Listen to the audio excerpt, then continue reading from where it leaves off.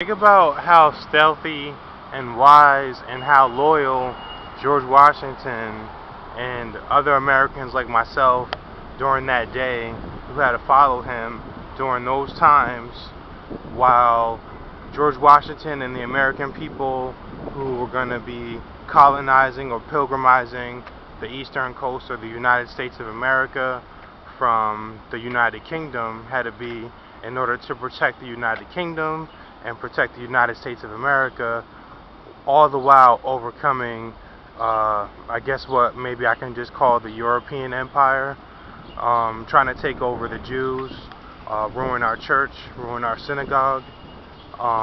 So, if you look at history or textbooks, I remember when I was a kid growing up, like, don't shoot until you see the whites in their eyes, and then they had to protect the patriotic uniform of the redcoats. Assuming that's the coats that they had to wear in the UK as for their military pageantry or in military strategy and identity, and Americans had to rely on the Confederacy as far as their uniforms and their identity and how they dealt with issues. So they had to stay in love with each other as white people, as Jews. They had to overcome, Indians. They had to overcome black people, and they had to overcome, I guess, what some people might try to claim to be as like imposters or who was the guy? Benedict Arnold, the guy who what's it called? Treason.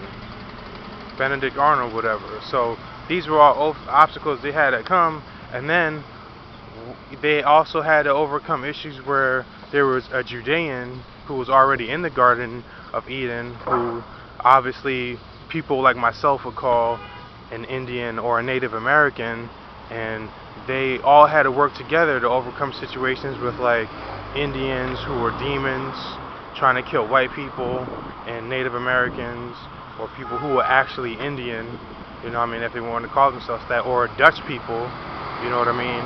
So then there was also issues with India and all that stuff, and Christopher Columbus coming over here, and trade and all that stuff like that. So they had to also keep in mind that this was going to happen in the future. They obviously believed in time travel, and there's no way they didn't know, because the Apostle Paul himself time traveled.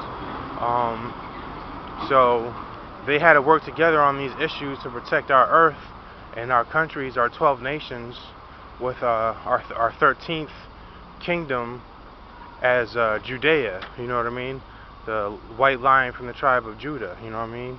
So our origin, so our homeland, our way to get back to the sun, the moon, and the Krypton. So, and of course, to Saturn and to Neptune and to Pluto and the heavenly Jerusalem. So those are some stuff I just wanted to make another recording about. There's some great trees here.